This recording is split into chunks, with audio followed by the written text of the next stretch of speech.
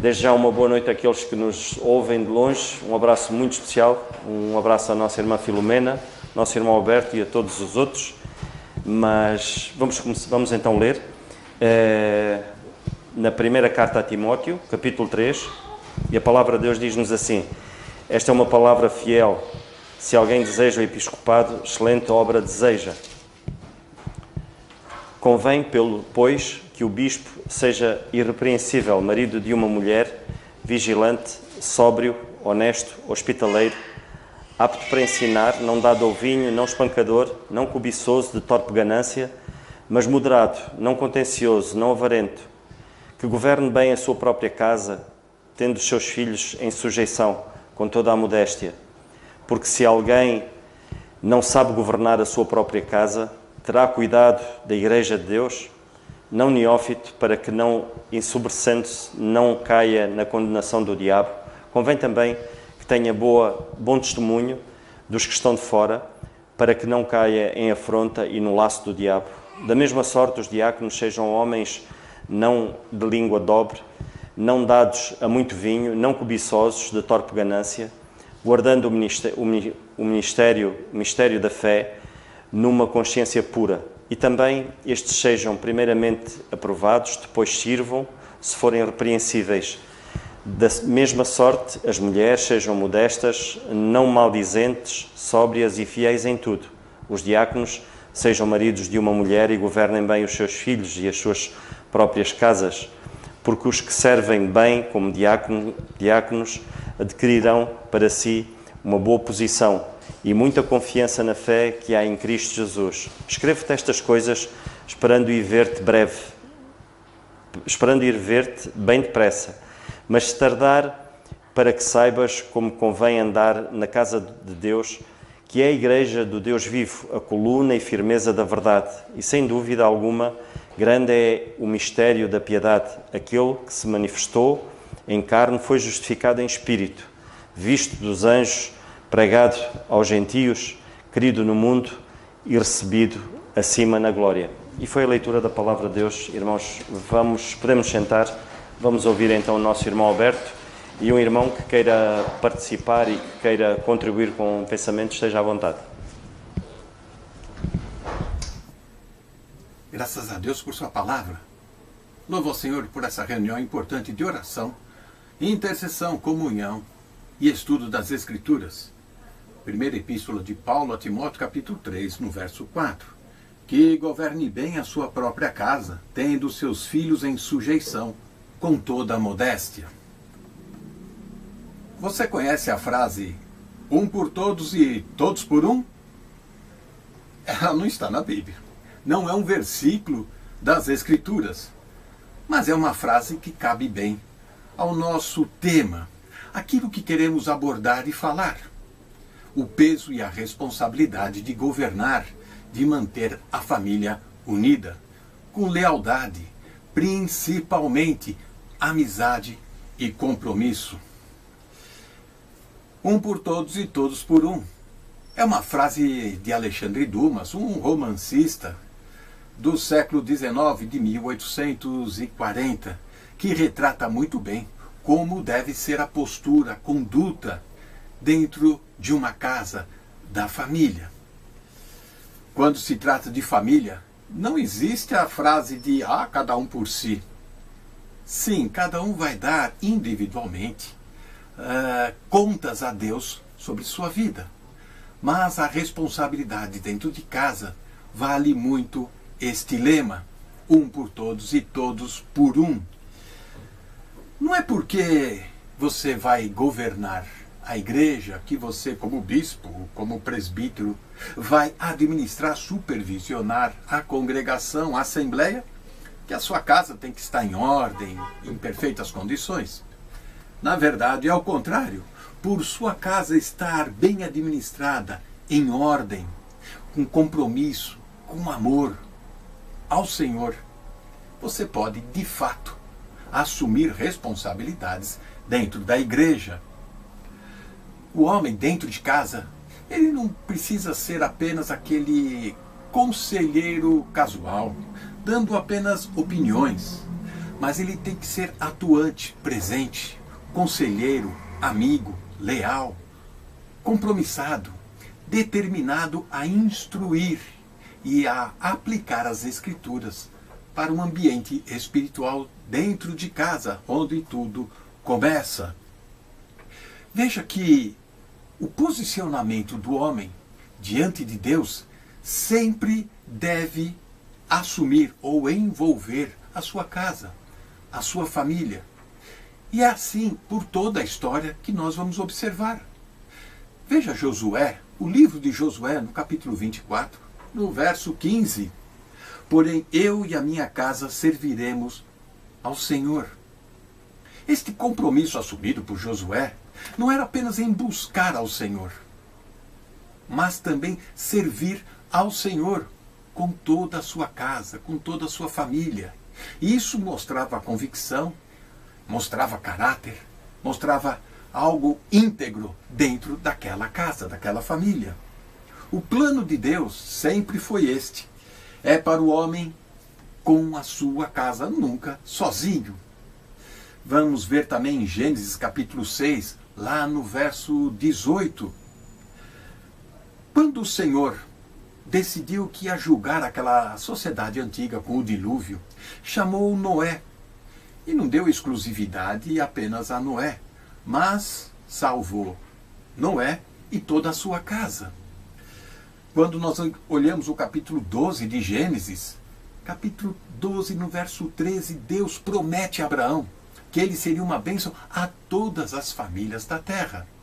A família faz parte do plano de Deus, propósito do Senhor, e devemos cuidar, zelar, nos preocupar, administrar a nossa casa antes de ir à congregação.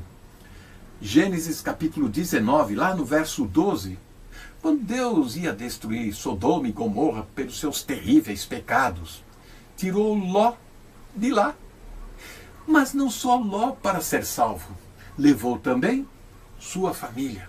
Esta é a preocupação do Senhor, e são atos destes que reforçam e mostram a responsabilidade do homem com a sua casa, com a sua família. Atos capítulo 11, no verso 14. Um anjo vai falar com Cornélio.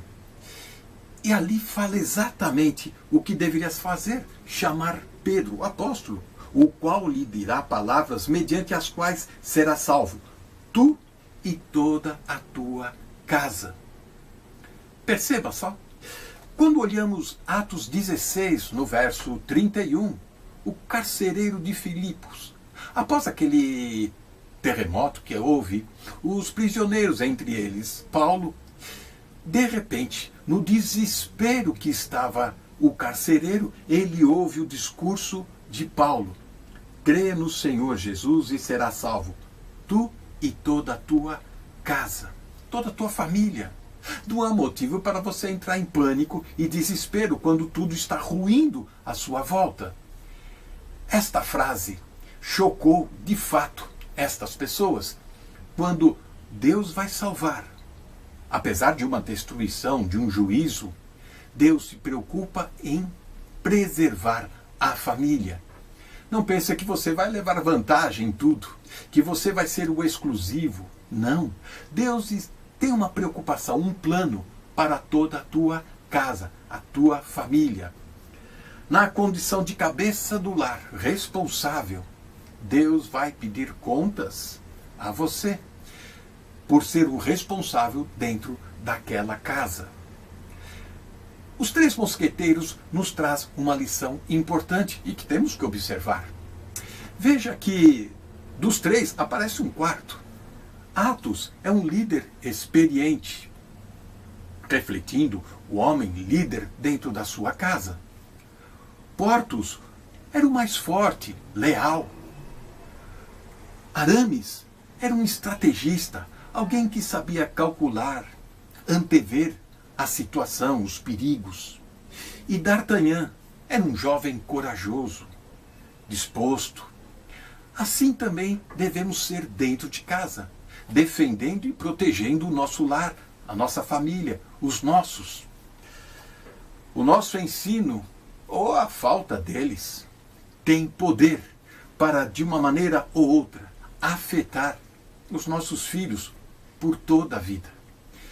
Que o Senhor nos dê esta capacidade de sermos guerreiros, de sermos pessoas que saibam defender, proteger e ensinar e encorajar a nossa casa, a nossa família. O Senhor nos abençoe. Amém. Eu vim aqui em primeiro lugar, mas quero ser muito breve. E por isso é que vim já para despachar já, dar lugar ao outro. Na semana passada, quando nós estávamos a estar aqui a passagem, houve uma coisa que eu disse, e bem, mas que não terminei bem, para o meu gosto, que foi dizer que os presbíteros, ou bispos, ou diáconos, ou também falamos nos diáconos, mas os presbíteros em particular, ou bispos, anciãos, pastores, etc., nós vimos a responsabilidade deles na igreja, antes disso, a responsabilidade deles em casa, e o Alberto agora fez uma ênfase muito importante sobre isso. Não é porque ele é bispo na igreja que vai cuidar da casa, tem que ser antes, cuidar da casa, depois então é que coisa. E depois eu desci mais abaixo e falei da responsabilidade individual. Antes da igreja, antes da casa, ele, como é que ele está? Ele, pessoa, ele sozinho, como é que ele está? Eu falei nisso. E eu até disse que, para quem está em situação de governo, tem que aprender a obedecer. Lembram-se disso? E eu citei o exemplo dos fuzileiros, na vida militar, não é só nos fuzileiros, mas na vida militar, que qualquer indivíduo para ser comandante começa por aprender a obedecer. Antes de ele poder mandar, ele tem que aprender a obedecer. E eu disse que, lá nos fuzileiros, eles até nos diziam, a nós, que estávamos a ser preparados, que nós estávamos abaixo de cão. Lembram-se disso? Epá, eu não gostei de terminar aí. E depois, eu vou explicar porquê. Mas é pior, hein? Ninguém pensa que eu vá abaixo de cão e terra. Melhor? Não, vai ser pior. Mas já lá vamos. E eu falei do Senhor Jesus Cristo. E eu disse, notem o Senhor Jesus Cristo. O Senhor Jesus Cristo é o sumo pastor, está acima de todos, ok? Acima de todos. E eu disse, e ele aprendeu a obediência. Ele aprendeu. Sabem que o indivíduo, antes de poder mandar, tem que saber obedecer. E na vida militar isso acontece. Primeiro eles têm que aprender a obedecer. Depois então estão habilitados a poder mandar. Mas primeiro obedecer. E o Senhor Jesus Cristo é o expoente máximo. Não há ninguém que mande tanto quanto Ele. Pois também não há ninguém que desceu tão baixo quanto Ele. E Ele não foi abaixo de cão. Ele disse, sou verme e não homem. Vamos ver. Primeiro, rapidamente, para depois sair daqui. Em Hebreus 13, muita gente se esquece disto. Atenção, muita gente esquece disto. Parece que tem medo, isto parece que tem picos. Mas não pode ter picos. Isto é para ser amaciado. É para ser acariciado. É para ser amado. E é para ser obedecido. Sabem o que é que diz aqui? Em Hebreus 13, 17. Obedecei a vossos pastores. Porquê é que não se prega mais sobre isto?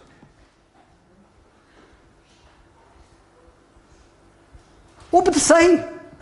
Os pastores devem ser obedecidos. Portanto, eles devem mandar. Obedecei a vossos pastores. E, portanto, eles para terem esta postura de privilégio e de responsabilidade, eles têm que estar preparados. Eles têm que saber obedecer. E o Senhor Jesus Cristo, que está no patamar supremo do mandar, esteve no patamar inferior do obedecer. Porque, e agora vamos ver, em Hebreus 5, um pouco mais atrás, no versículo 8, lemos assim: ainda que era filho, entenda-se, filho de Deus, aprendeu a obediência por aquilo que padeceu. Ele aprendeu a obediência. Quem mais manda, aprendeu a obedecer. E a outra passagem que está no Salmo 22, que eu quero que vocês vejam as passagens, no Salmo 22, lemos assim, e portanto, por isso é que eu disse que é pior do que aquilo, mas eu não terminei, porque eu não terminei da forma bíblica, terminei da forma lá de militar. E eu quero terminar da forma bíblica. O Salmo 22 diz assim no versículo 6. Sabem que o Salmo 22 fala do Senhor Jesus Cristo. Todo ele.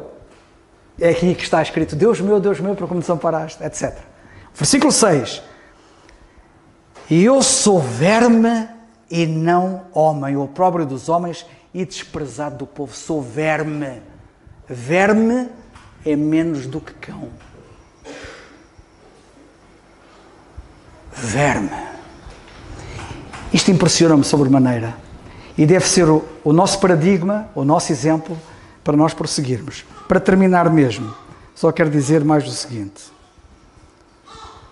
Sabem que, segundo os estudiosos,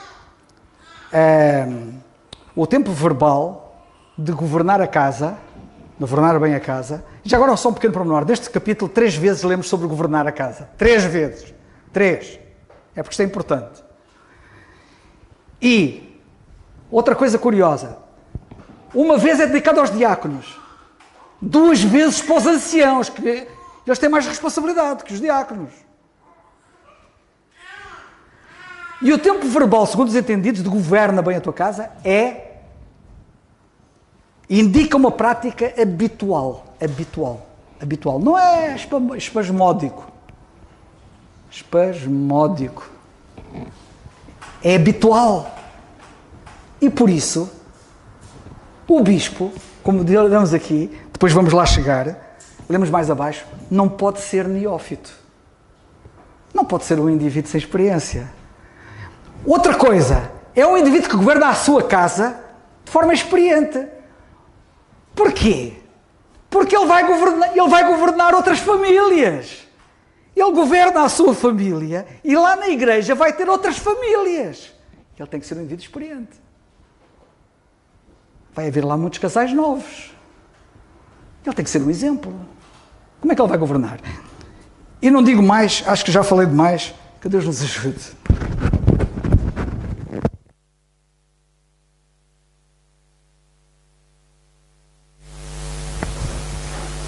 Não sei se algum irmão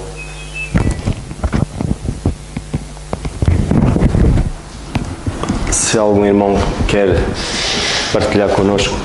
Zé. Okay. O Carlos podia ter continuado.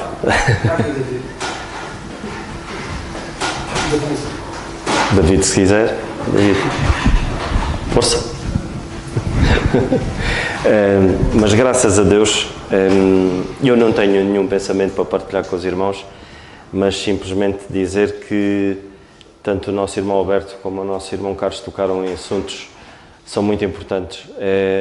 Esta passagem das Escrituras é de suma importância, é o cerne do equilíbrio, é o cerne do equilíbrio dentro da Igreja, porque infelizmente o inimigo das nossas almas, ele começa por atacar dentro dos lares. Houve alguém que um dia dizia que uma batalha não se ganha na linha da frente, mas é nos bastidores, é na área da logística, e acaba por ser assim. Muitas das vezes nós pensamos que o ataque é aqui, mas não, ele começa na logística, que é nos nossos lares, e que o Senhor assim nos ajude, irmãos. Somos todos fracos, precisamos todos de estar focados e precisamos de estar perto do nosso Senhor. O facto de estarmos aqui esta noite não é porque somos fortes, é porque somos fracos. Eu falo por mim, se eu estou aqui esta noite é porque sou mesmo fraco e sinto necessidade de estar aqui para falar com o nosso Deus, mas acima de tudo para ouvi-lo também. E esta noite o Senhor falou-nos tanto da parte do nosso irmão Alberto como da parte do nosso irmão Carlos, e que o Senhor assim nos ajude, irmãos. E vamos terminar com a oração e vamos ficar de pé e dar graças ao nosso Deus por este momento. Senhor nosso bendito e amado Pai, nós queremos te dar graças, Senhor, pois a tua palavra ela é assim, Senhor. Ela é clara, Senhor. Tu não a fizeste, não nos deste, Senhor, para que fizesse confusão às nossas mentes. Pelo contrário, para que ficássemos esclarecidos, Senhor. para que conseguíssemos ser equilibrados no nosso viver, Pai. E nós temos aqui indicações muito claras, Senhor, porque se há uma coisa que Tu queres, Senhor, é que de facto possamos ser filhos Teus obedientes à Tua palavra, Senhor. E só sendo obedientes é que poderemos ver de facto Tu operar, Senhor. Não há manifestação da Tua parte, Senhor, sem haver obediência primeiro, Senhor. E nós Te agradecemos mais uma vez por aquilo que ouvimos esta noite, Senhor. Obrigado pelo nosso irmão Alberto, por aquilo que ele partilhou connosco, Senhor, por aquilo que nos trouxeste através dele e através do nosso irmão Carlos, Senhor. Obrigado por eles. Continua a cuidar deste ministério da palavra, Senhor. Dá-nos luz, Senhor, dá-nos entendimento, Pai, e ajuda-nos, Senhor, a ser submissos à Tua palavra, Senhor. Ajuda-nos a procurar, acima de tudo, a sermos retos, Senhor, e verdadeiros para contigo, Senhor, íntegros perante Ti, Senhor. E nós Te agradecemos, mais uma vez, Senhor, pela Tua Igreja, Senhor, que de facto possa ser um farol neste mundo corrompido, Senhor, neste mundo em que tem tudo invertido, Senhor, infelizmente, quer moralmente e não falando espiritualmente, mas moralmente, Senhor, completamente enviesado, Senhor. Mas nós Te queremos pedir que a Tua Igreja local seja um foco aqui, um farol, Senhor. Te agradecemos mais uma vez por esta noite, Senhor. Cuida dos Teus filhos que aqui estão, cada um com as suas lutas, Senhor, com as suas batalhas, Senhor, com os seus gigantes. Mas uma coisa todos nós temos em comum, temos-te a Ti, Senhor. E é o quanto basta, Senhor. Nós Te agradecemos mais uma vez pelo Teu amor e pelo Teu cuidado com cada um de nós, Senhor. Damos graças, pois, no santo nome do Teu Filho, nosso Senhor Jesus Cristo. Amém. O culto está terminado, irmãos.